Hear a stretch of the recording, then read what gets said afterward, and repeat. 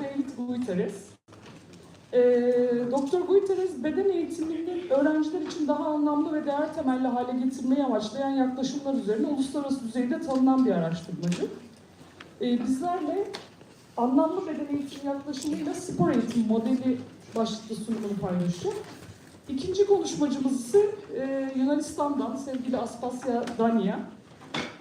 Aspasya'da Atina Ulusal ve Kapodistrian Üniversitesi'nde öğretim üyesi. Onun da öğretim modelleri ve oyun yoluyla öğrenme konusunda çok önemli çalışmaları var. Aynı zamanda dünyada uluslararası taktiksel oyun yaklaşımı federasyonunda, daha doğrusu derneğinde özel grupların başında yer alıyor şu anda. O da bugün sunumunda bizimle anlamlı beden eğitiminde taktiksel oyun yaklaşımı başlığıyla bize bir sunum gerçekleştirecek. Her iki konuşmacıyı da dinlemek için ben de sabırsızlanıyorum. Şimdi izninizle çok kısa bir şekilde İngilizce onlara bir teşekkür ederek sunuma davet etmek istiyorum. Hello again. It's a great pleasure to have you today with us. And I already introduced you, and I would like to take you to the stage. I don't want to take your time, David.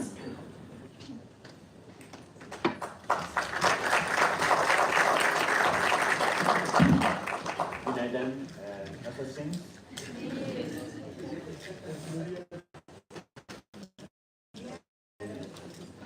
Buenos días. Well, my name is David Gutierrez. Thank you very much for this invitation. It's a great pleasure to be here. First time in Ankara, second time in Turkey. But definitely will be not be the last.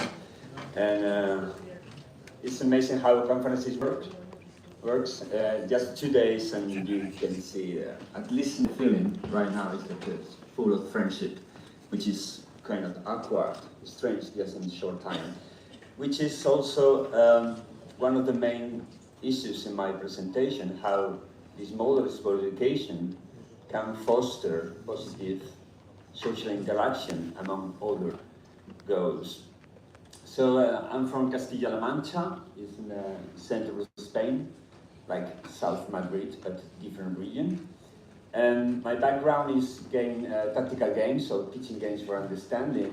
Still teaching and researching, but very quickly I moved to sport education, mainly in research, because it allows us to achieve much wider goals in physical education and education in general. So firstly, I will ask you to take your phones out. Let's see. It doesn't work. Yeah, I got it. Yeah, you can just. No way. I took a look.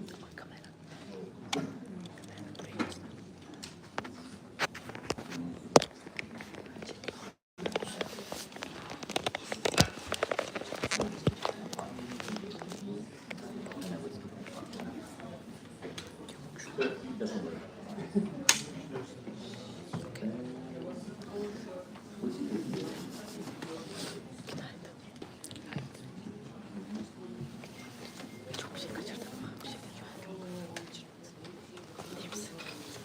Güncellemeye başladım istersen.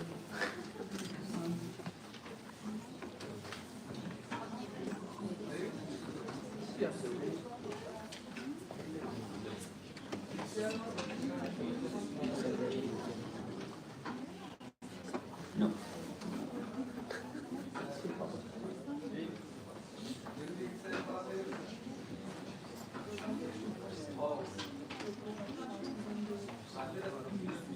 But also you see the picture this moment. Yeah, you can.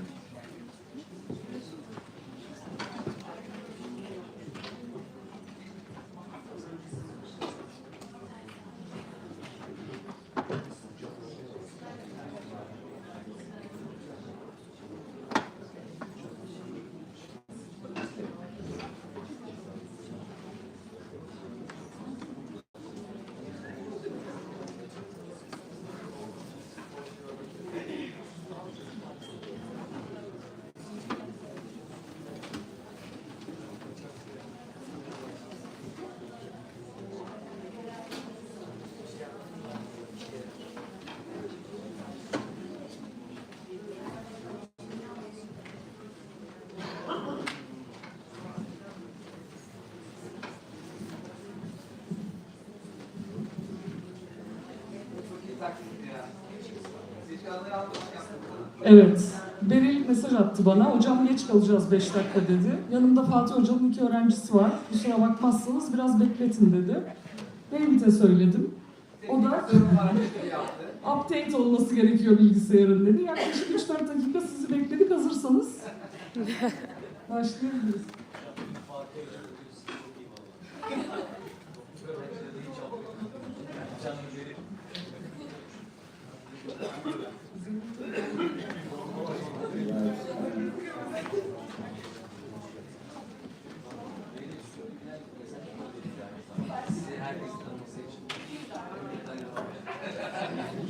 Biraz psikolojik oldu ama.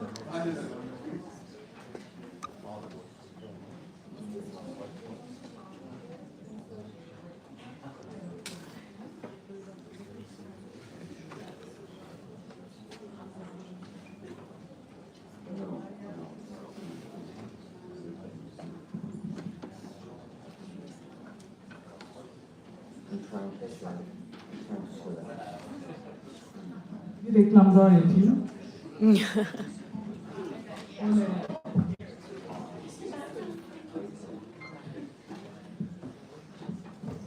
Çeviri şu an geliyor mu? Çeviriyi duyuyor musunuz? Bir kontrol eder misiniz? Bu QR kod devletin bir aktivitesi. Çeviriyle ilişkili değil. Ona başlamak istedi onunla. Çeviriyle ilgili bir teyit alabilir miyim şu an duyulup duyulmadığıyla ilgili?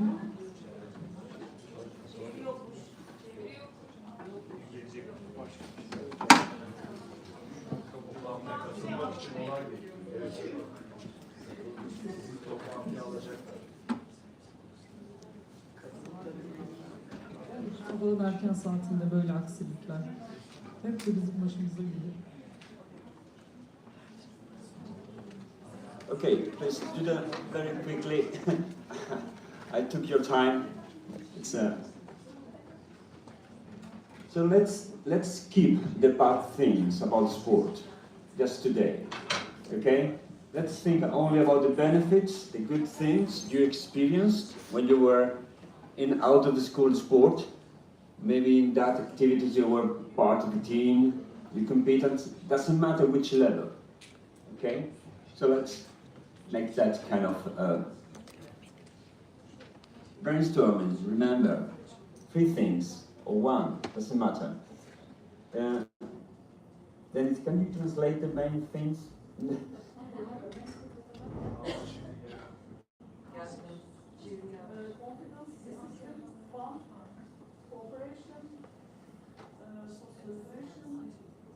Okay, and it's coming out that kind of the same. Okay. So let's next slide. Did you achieve the same in your physical education lessons? Did you achieve those benefits you show on the screen? This is fantastic. First time I do this. It doesn't work, but it worked. So normally it's much more no's, and it's so it tells kind of very nice things of your physical education in Turkey. I'm really glad about it. This is not happening in normally. I mean, hopefully it's changing, and I see it changes. Well, it's kind of a balance. Fantastic.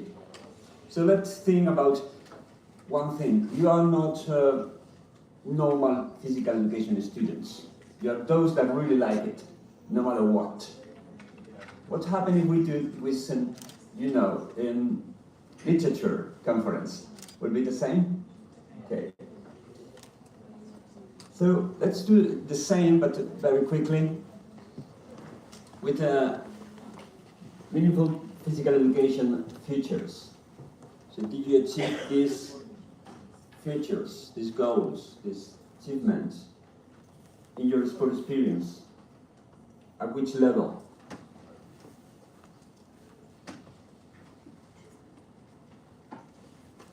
Okay, this could be done in the gym. Okay. Or before everything. That's fantastic. Okay, what about in physical education?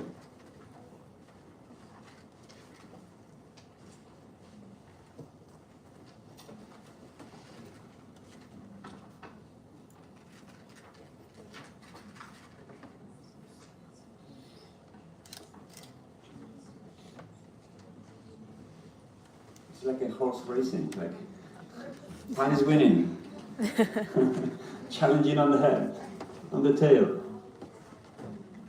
Okay. I'll say positive social interaction is coming.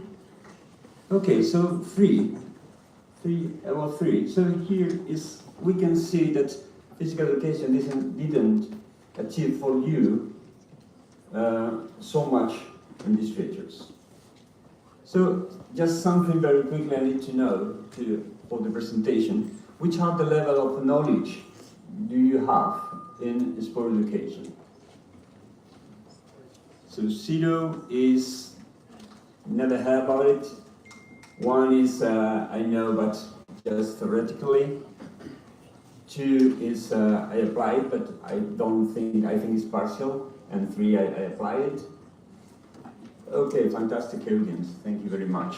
So let's move out this.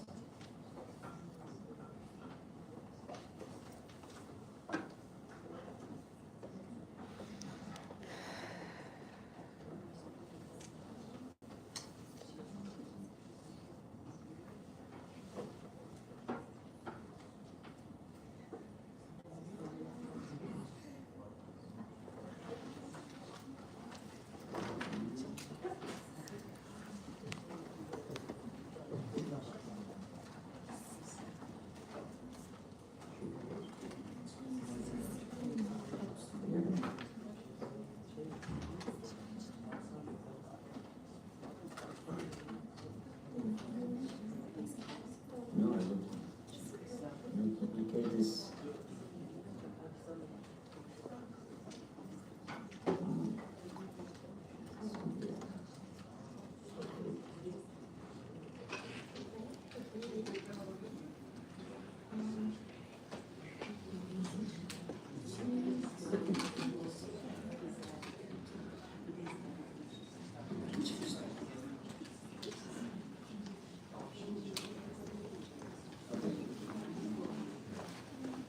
Okay, yeah, I will not see my notes, so that will be make shorter. That's fantastic. So anyway, I will have time enough. Okay, so you already know sport education, and of course I will not be able to read in Turkish, so yes, read it for me, please. So sport education seeks to give authentic sport experience to every student. We already had it, but what happened with those that didn't have? And of course, to develop literate, culture, literate, competent, and enthusiastic sports persons. So, but it's not just sport inside physical education. We have to keep those essential features of sport, but adapted to educational settings, as you know. These are the main settings of sport that teachers should keep in order to achieve those benefits you show on the screen. So, well, very quickly, so again, we keep that as essence, sport essence, but we also modify. And what do we modify in our settings? We modify the content, adapted to the students, and we also add some very special ingredients, roles, responsibility.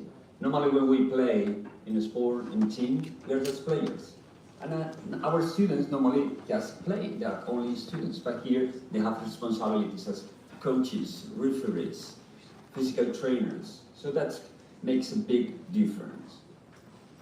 So the main goal of this presentation is reflect how sport education can target the 6 features of meaningful physical education, those proposed by Fletcher and colleagues in different presentations, because as Dr. Fletcher said yesterday, there are different features depending on the authors, but we will stick to the 6 they presented in several papers and books.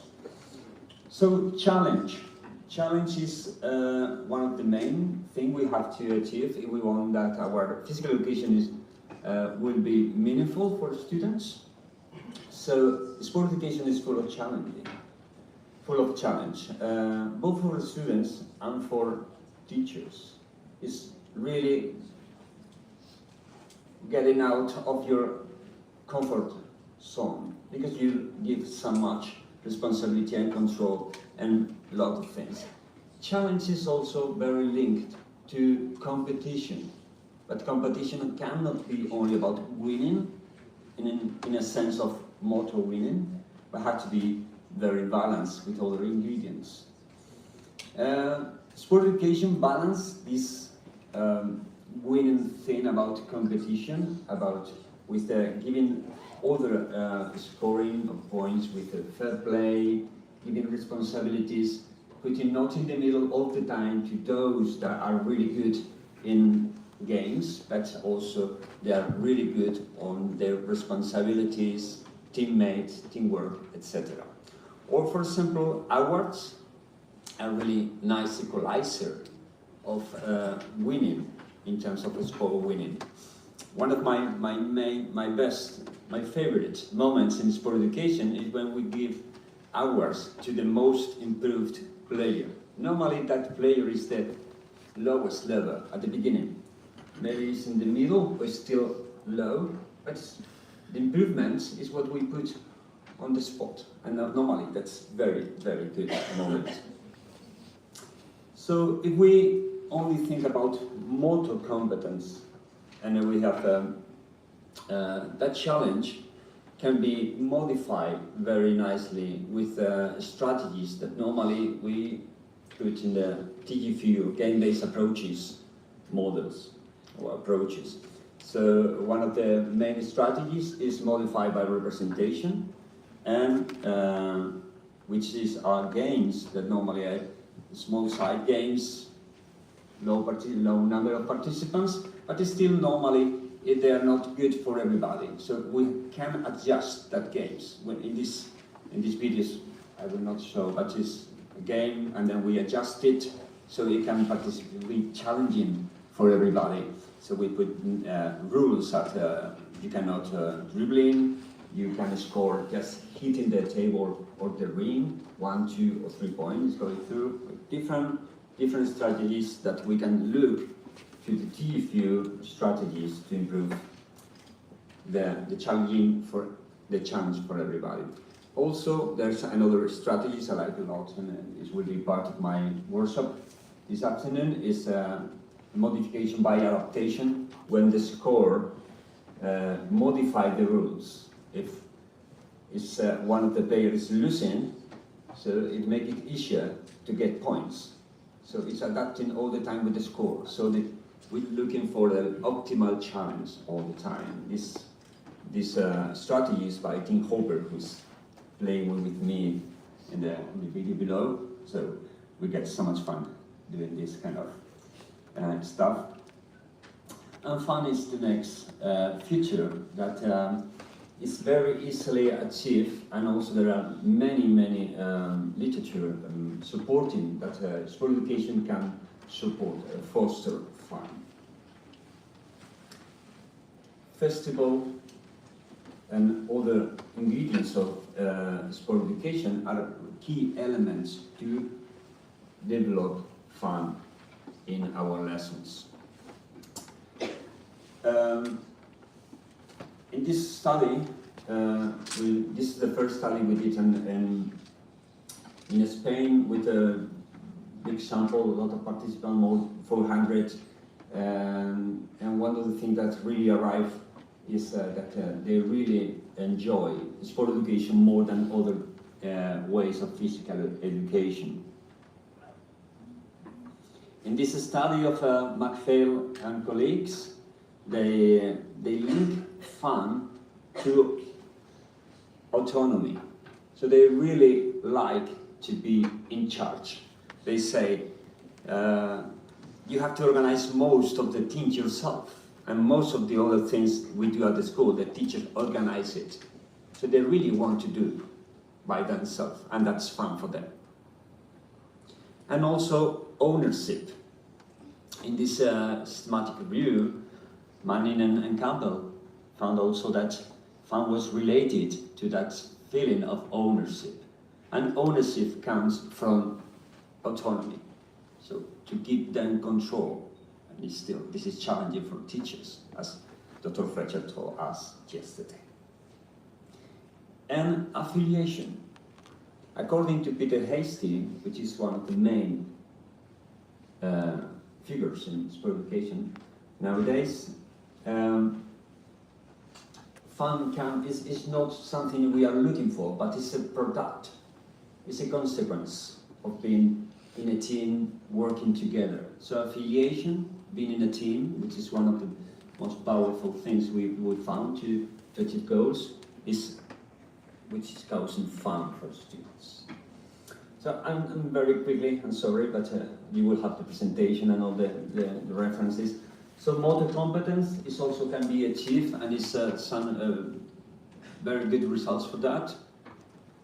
So again, this is the study we did at the beginning when we were using sport education 15 years ago in Spain. So we linked motor competence to affiliation, to the length of the seasons.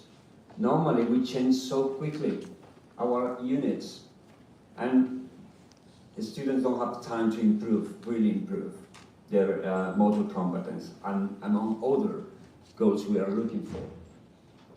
So in the review of Miller, he said that we are using game-based approaches. We need at least 10 lessons to make a difference. It's complex content. It's very difficult. Again, we are not talking about us. We are not talking about those students that came from the low level.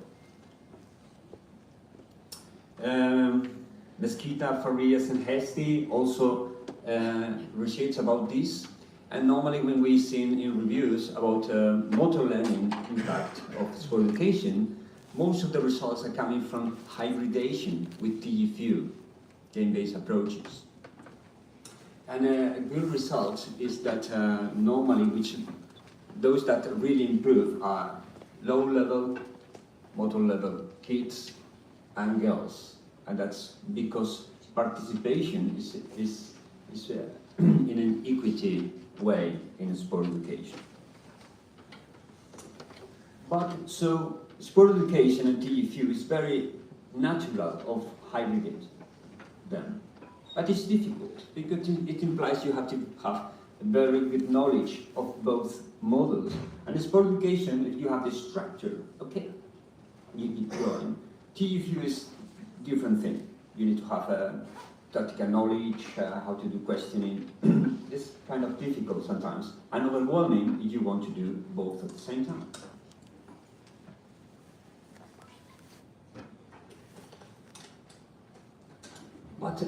But we need TGFU because sport education doesn't tell us how to teach sport. So you need some guidance. Alexander and Penny proposed that this model is they mix 1 day of teaching, 1 day of competing, kind of that. So 1 day sport education focus, 1 day TGFU focus. So you don't have to mix, and that's it's easier. Recently, I presented a chapter with our colleague, my colleague Jessica Segovia, about pickleball, which I think somebody here liked it. So we presented a more simpler way of mix sport education and TGFU. Keep the essential teams, one role, competition, but not formal, but put the focus still in motor learning, because through learning cycles. I will explain this afternoon too. So this is if we are more worry about motor learning, but we want just the efficient organization of sport education. So what about personal relevant learning? This can be also achieved by sport education. Kirt and Kitchen, when they link sport education to situated learning, talk about this.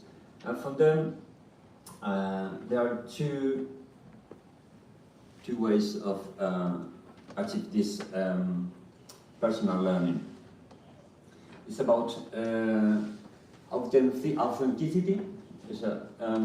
The main theme of sport education is to give an authentic experience. So it's in the core of the model to be authentic. So the transfer is direct, because we don't have to do so much things. We are doing what is meant to do outside. So it's in the core. And also the roles give different kind of power, and during the season is progressing into more power for students. So this is all keep the transfer to the real world direct. According to Fletcher and Alt, to know what, how and why we are using this content in physical education, we have goal settings. If we set which goals we will achieve during our lessons each year. In sport education, the season structure, so 3 seasons, formal competition and final event, make us very easy to connect with the specific goals, and also each role has the specific roles, like you can see in this card for team coach. From the beginning they know what they have to do and why. Also, it's important to connect to the community, and that's very easy because I'm doing basketball or volleyball. So if the teacher, it's up to the teacher, but it's very easy. It's very easy. I can connect with the team of the town. I can invite the referee. I can watch with my students the formal match in the stadium, and I can connect easily with them. Yes, social interaction, that's the main thing I think we can contribute, we can achieve with sport education. The rest can be really easily with any other node, but with other forms of sport of physical education. But when this is the thing really attached me to this model.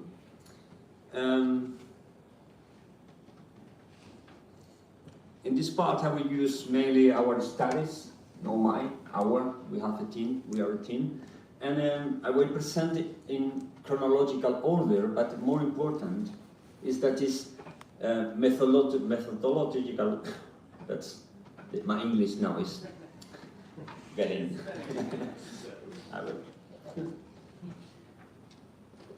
I will change to Spanish very quickly. My brain is complaining right now.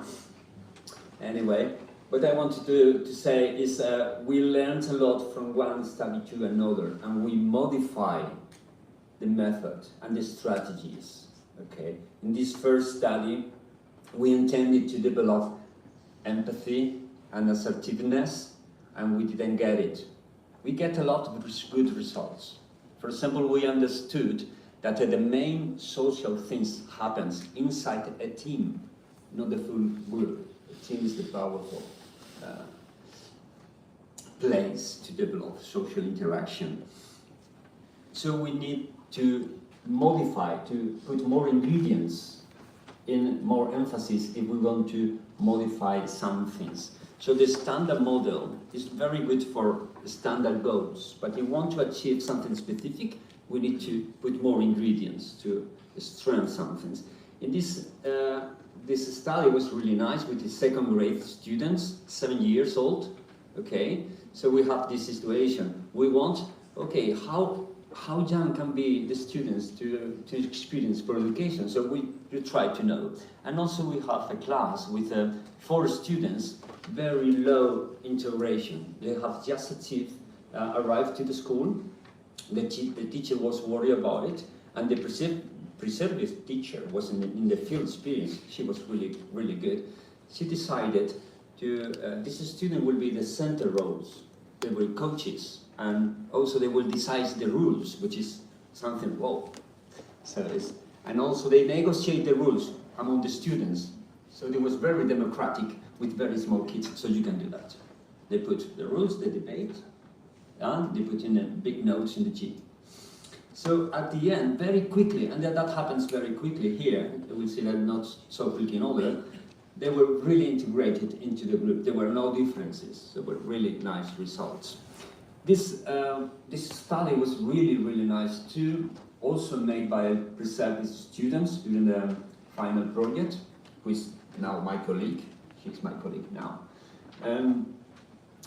We did the project learning physical education, so we modified a little the model, so putting before a research stage, so have to research about traditional games, do the season, and then have to show to the rest of the school.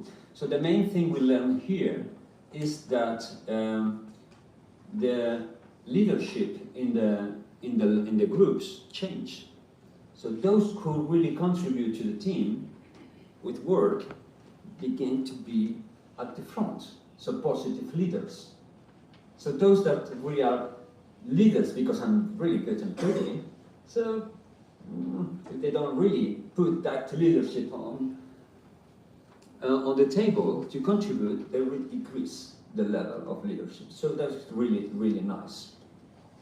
So we learned those things and apply here. This is still, this was 5th grade students, and we learned that we have to use the roles if we want to achieve specific things, and we have to introduce some strategies. So here we managed to develop empathy because we put different strategies, this time from learning communities. So the travel box solution and the phase of dreaming, which is they propose what goals they want to do during the season, which is also asking, negotiate, and more meaningful things because they will be their own goals. So they put, again, they have isolated kids, so they put in the center roles, but introduce a very original way. They put in pairs, the leader and the isolated kid, coach and physical trainer. So they have to work together a lot in the team. So, and it worked really nicely. So with those, all those knowledge we get, we designed this project. It's the biggest to the moment. We mix sport education with service learning, trying to achieve to get into this kind of a social challenge, which is scholar transition from elementary to high school. In Spain, that happens at 12 years old, from 6th to 7th grade. So we put different schools in a net, sport education net. Every school has a team that belongs to a club. So every club has teams in every school, but also in the high school. And we promote meetings among the schools and the high schools to the school. When all the kids, they were 10th grade, visited the school, they were the coaches. Okay? So they get the responsible roles. So that coaches, in reality, they were mentors. They tried to introduce, they were trained not to teach the content only, but they were trained to make the transition very soft and positive, to look at the, because we found that the kids had a lot of, they were afraid of things that it wasn't realistic. They were afraid of other kids beating them or anything. So they put in a gentle and an easy way the transition, and it worked really nice. So, last one, delight. Delight is overall memorable events and happens later. To be memorable cannot be now. But I think, oh, I will remember this for life, this presentation, over all the programs at the beginning. But I will not know. So it's something happened afterwards. So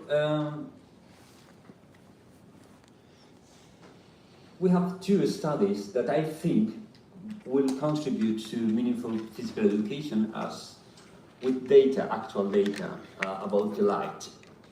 This one is from Wolay Sander and colleagues. They record memories of students that have done more than 15 seasons of sport education. So they have a lot of experience about that.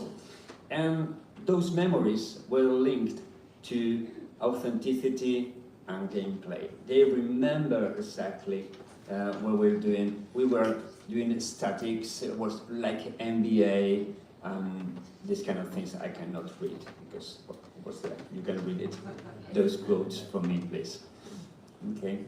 So most of them also was linked to gameplay, to competition. They remember specific moments, and that competition was really close to authenticity, of course, because they felt like real stars in the sport. This study is really, really nice too. It was what is called the project in the what you can read. It's a full year doing the sport education. They call the project. And they give the teams the full year, which is unusual, but they do that. And they ask several years afterwards, they interview again the students. And they say what they remember about that. So the light can be achieved through increasing a lot other features of meaningful physical education. As you can see, personal relevant learning.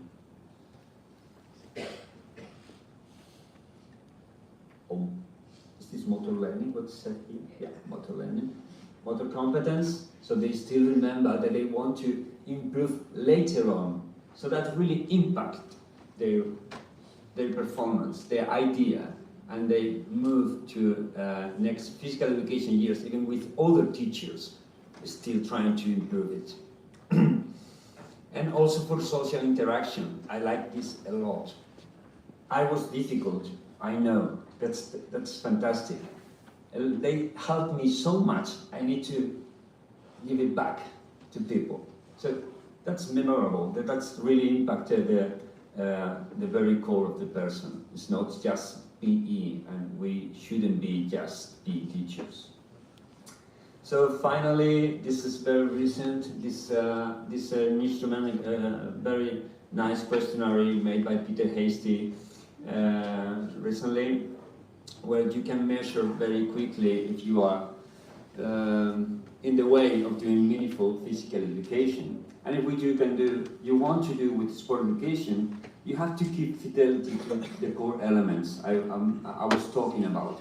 In this paper, we record what level of fidelity teachers do with sport education, and if you miss something, what you are losing. So it's important.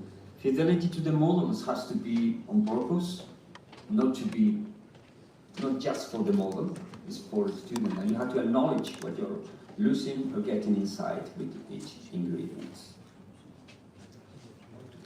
This is good.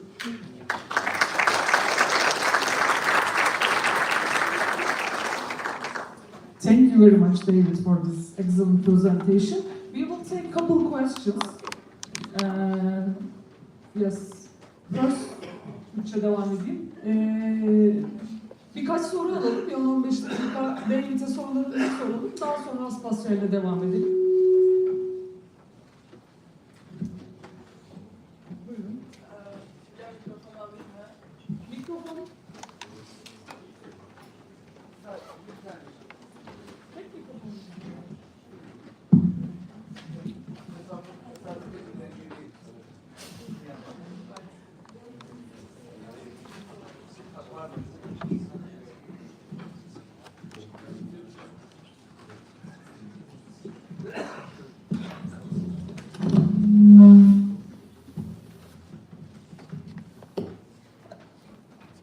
Thank you for your presentation, Mr. David.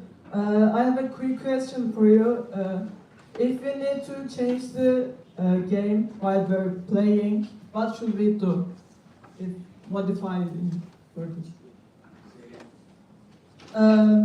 if we need to change the game while we're playing in the class, what should we do?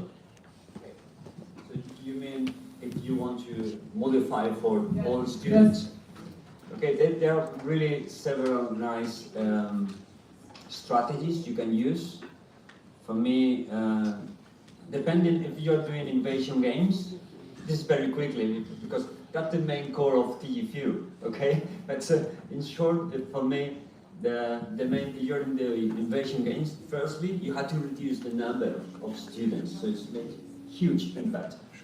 Later, that you can have, like in your box, teacher box, handicaps and facilitators. Handicaps for those who are higher than the mean in the class. So, for example, they cannot dribble, or they cannot pass over the shoulder if they're very tall, like that. Or facilitators to those who need to some help. So, for example, you cannot do very close defense.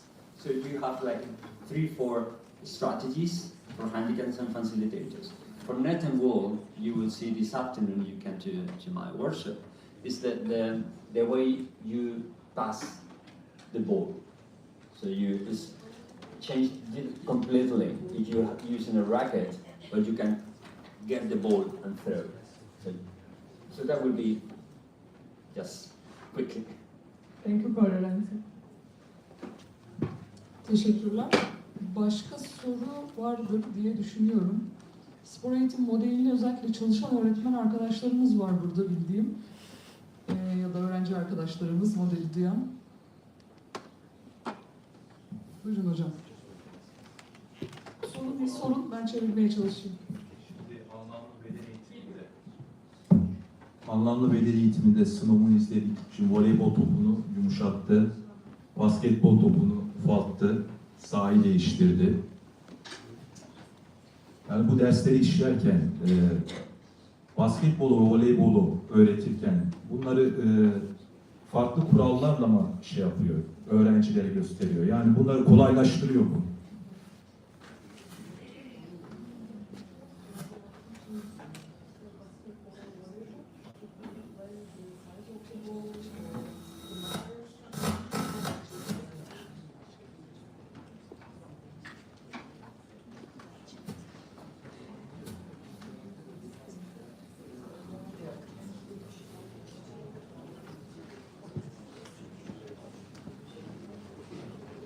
So you mean about the variability using different kind of balls? Is it? Değil mi hocam? Farklı topları kullanarak nasıl basketbol öğrettiğinizi sordunuz. Sahayı küçültüyor, Evet. oraya bunu koyuyor. Yani çocuklar voleybol ve basketbol tekniğini Hı hı. yani kolaylaştırarak öğretiyor. You change the size of the ball or the... Yeah. In this videos, it's just basketball, but the female child, because that's for 2 meters high kids. But normally it changes quite a lot the balls, and that's another objective to be in the different rules, different balls, so they have to adapt. Yes, I do. Kolaylaştırıyor, oyun kolay. Açık mı hocam? Uygulamada daha da anlaşılır öğrenen sonra. Evet. Başka soru? Buyurun hocam. Ben sesimi duyurabilirim diye düşünüyorum ama. Sanırım çeviri için... Tamam. Ay yok, siz Türkçe sorun. Şimdi şöyle bir durumumuz var. Biz bir değişik içerisindeyiz ülke olarak. Ve bu değişik içerisinde de bizlere aslında yeni bir değişim süreci. Bu değişim sürecinde sunumda şöyle bir yazı var. Hiçbir eğitim modeli öğretmenin becerilerinin üzerinde olmaması gerekiyor. Ancak bu durum bizim literatürde programı ile artık öğretmenlerin uygulamaması gerekecek durumlar üretebileceğini düşünüyoruz. Aslında şöyle bir durum da var. Öğretmenlik ihmal ettiği program denen bir kavram var. Bu ihmal edilen programı etkileyebilir mi? Öğretmenin kendi becerilerini öne koyup uygulanacak bilim metotları arkaya atmasını tetikleyebilir mi?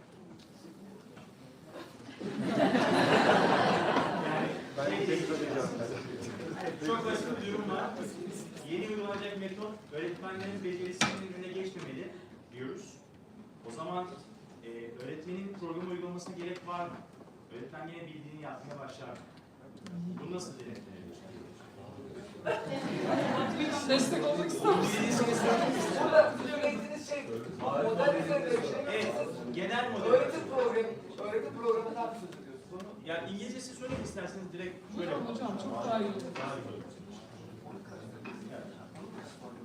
In your presentation, it said no teaching method should be ahead of the teacher skills. Am I right? Say again. No teaching methods should be ahead of the teacher skills. Am I right? In your presentation. I don't know. I don't understand. Sorry. If I said that.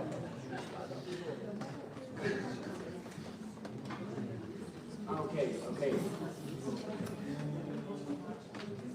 I don't know if I said that, and I don't know if that's true. I mean, the teacher is the main thing, of course, and the model should be just an instrument, if you want to mean, and I agree, absolutely. But some methods, some models are better than others, and even, but what probably I said is that sport education do not say everything. Now I remember what you said. It was in the script.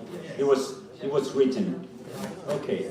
Yes, absolutely. So you cannot rely everything to the method because mainly in sport education they are not given how to teach sport, how to teach games. So even if you are setting a very nice organization, very efficient, you still need to teach the content. So you need to step out and teach as a teacher. So you really need to take care of how you teach that. And in that way, teaching games for understanding gives you more information than sport education. That was the intention of those. And that wasn't mine, was of that paper. Çok kısaca bir Türkçe ben de özetleyeyim, açıklayayım söylediğini. Aslında dersin kazanımı ya da dersin amacıyla ya da yeni adıyla öğrenme çıktısıyla öğretim şeklinin farklı şeyler olduğunu ve o amaca ulaşmak için farklı öğretim yöntemlerini kullanabileceğim. Aslında burada o cümlenin söylediği şöyle bir şey. Öğretmen olarak hangi yaklaşımla kendinizi daha rahat öğretmeyi hissediyorsanız ona kullanabilirsiniz, ona yakın olabilirsiniz gibi bir şey. Çok teşekkürler hocam. Tim?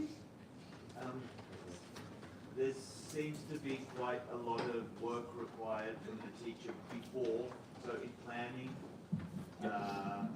do you mind using the mic because the translator needs it?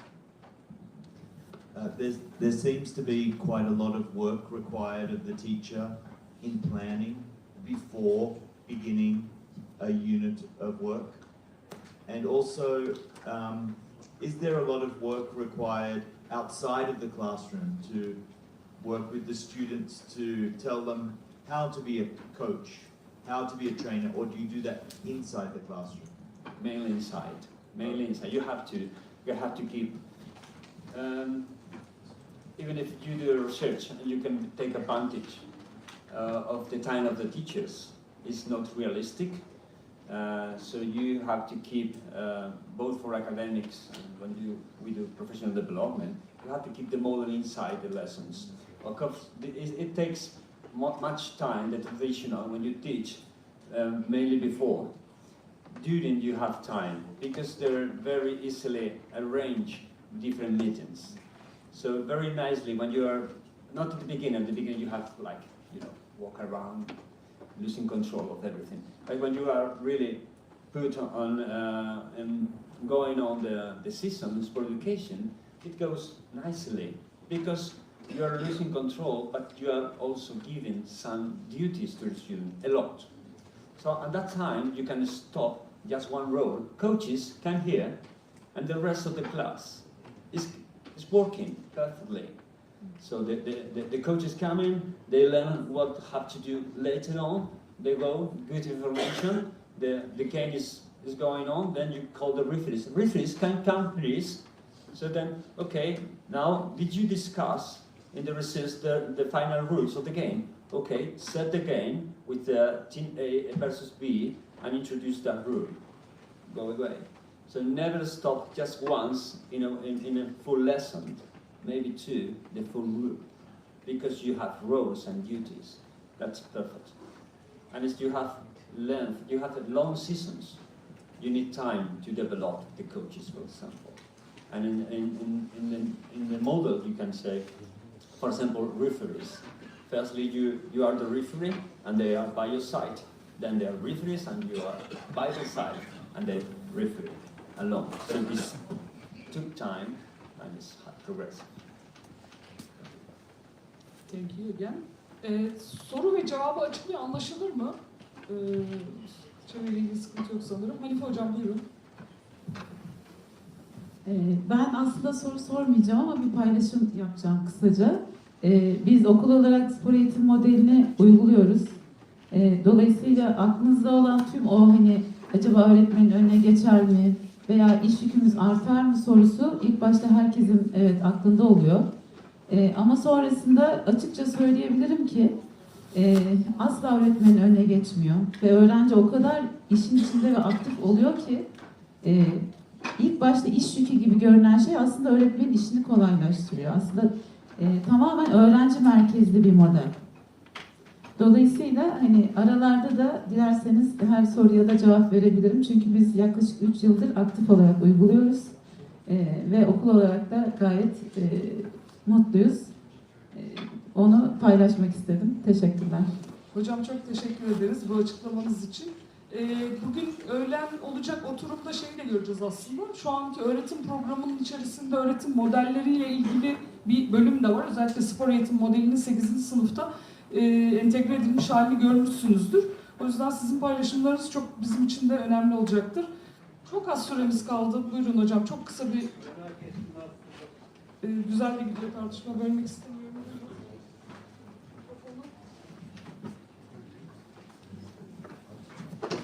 Teşekkürler sunumun için hocam. Ben beden eğitimi yani spor eğitimi benim için alanım değil. Yani eğitim bilimleri benim alanım değil. Kusura bakmayın anlamadım şimdi. Anlamlı beden eğitimi dediğimiz zaman bu dinlediğim kadarıyla bütün dersler içinde öyle olması lazım. Yani anlamlı matematik, anlamlı kimya, anlamlı edebiyat. Şimdi bunu dinleyince bu galiba son yıllarda üzerinde çalışılan bir konu.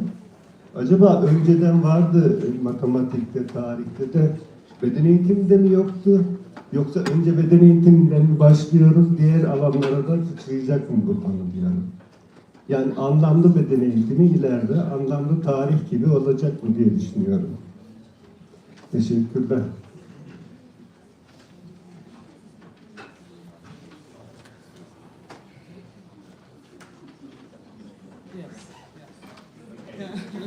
The question, sorry, Timen Aspasya, the question is about meaningfulness. Yeah, I thought so. He said he's not from PE and he's from education science and he's trying to understand if this meaningfulness as the terminology comes new to the PE, is it something new? Maybe dün Tim'in sunumunda aslında asıl ana konuşmada sunum oradaydınız. Who wants to reply this question? Tim or David, do you want to say anything? Yeah,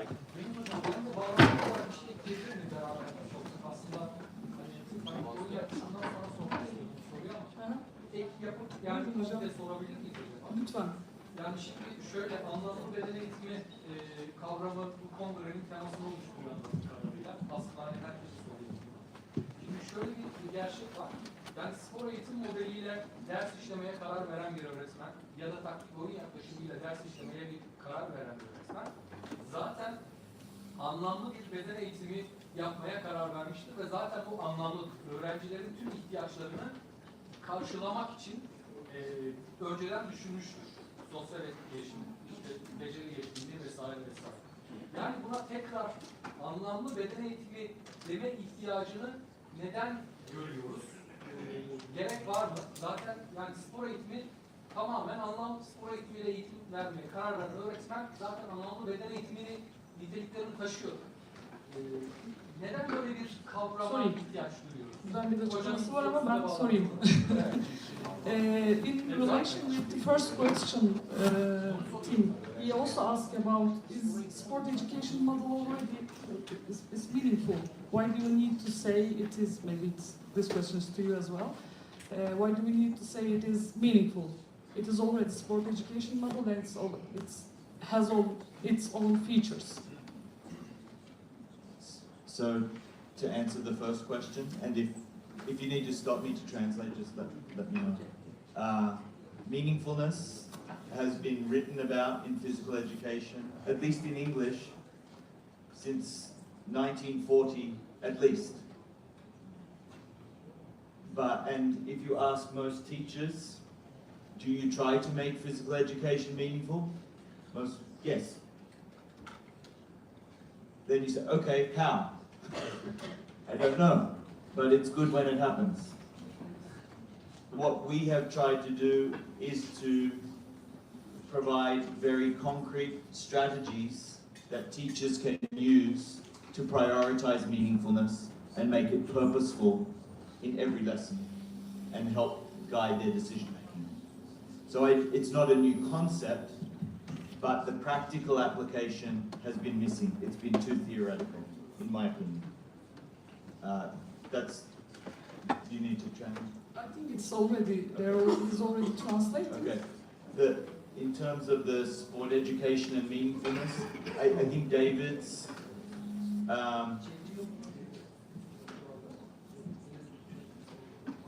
Sorry. Tim şundan bahsediyor. Aslında bu anlamlı beden eğitimi kavramı yeni değil. 1940'lardan beri var olan bir kavram ve her öğretmenin kendine derse girdiğinde sorduğu ilk soru benim dersim yeterince anlamlı mı? Bir anlam kazandırabiliyor muyum? Tim dünkü sunumunda da şeyden bahsetti. Şu anda da söylediği şey aslında bu anlamlılık daha genel bir çerçeve. Modeller bunun altında kalan bir yapı. Yani modeli anlamlılıkla doğrudan birebir eşleştirmek doğru değil.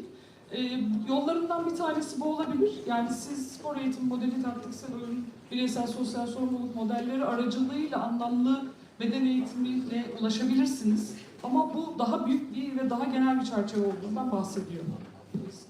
And in terms of sport education becoming meaningful, yes, a lot of our research found evidence from children's experiences of sport education that it was meaningful. But in David's presentation, I would say that, again, meaningfulness isn't the priority for sport education. It's authentic sports experiences.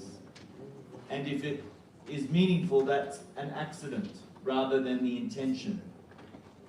And so it's just trying to make it more intentional, not changing much about sport education, but through the reflective process, understanding how sport education can add meaning to your physical education experience.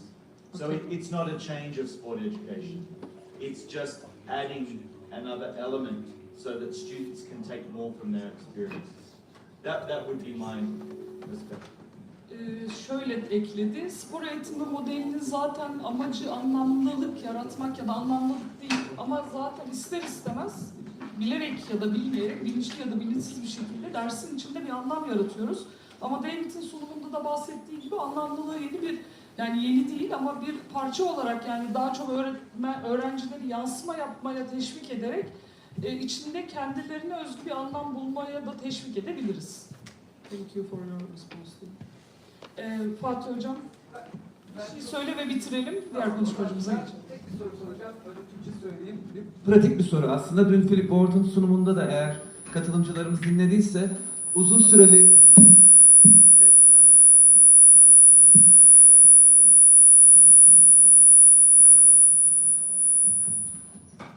Philip Ward'un sunumunda da vurguladığı noktalardan bir tanesi uzun süreli ünitelerdi. Bizim belki de beden eğitimi derslerinde yeteri kadar önemsemediğimiz bir şey. Özellikle bu pratik soruyu sormak istiyorum. Neden uzun süreli sezonlar ki burada spor eğitiminde öğrencilerimiz önemli? The question is, why is extended units or extended seasons are important for our students? Can you just give us some practical tips?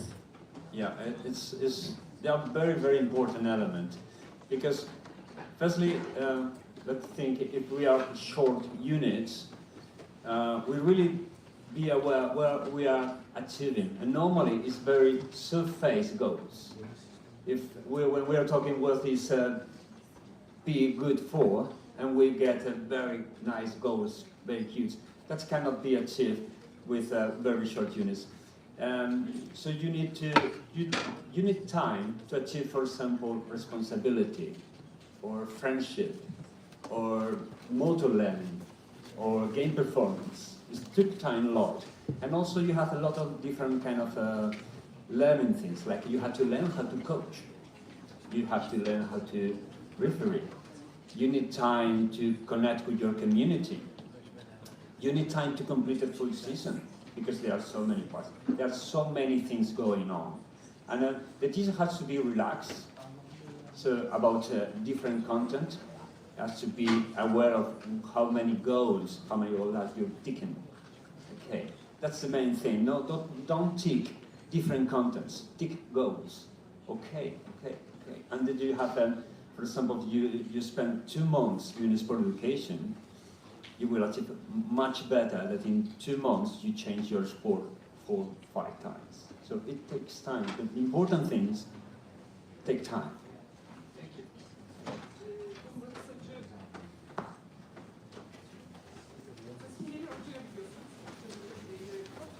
Şöyle söyledi, bu sezonların uzun olmasının sebebi işte dostluk, liderlik kavramları ya da modelin içerisinde yer alan farklı rollerin, hakemlik, antrenörlük gibi bunların öğrencilerin artık doğaçlama bir şekilde yapabilmesi için zaman almasından dolayı. Yani o rolleri özümsemeleri, o rollere ilişkin sorumlulukların yerine getirmeleri zaman alacaktır. Dolayısıyla modelin yapısında bu uzun süreçli yapılar ya da süreçlerden yani 1-2 aylık sürdürülmesi gerektiğinden bahsediyorum. Okay, thank you very much. Let's give David a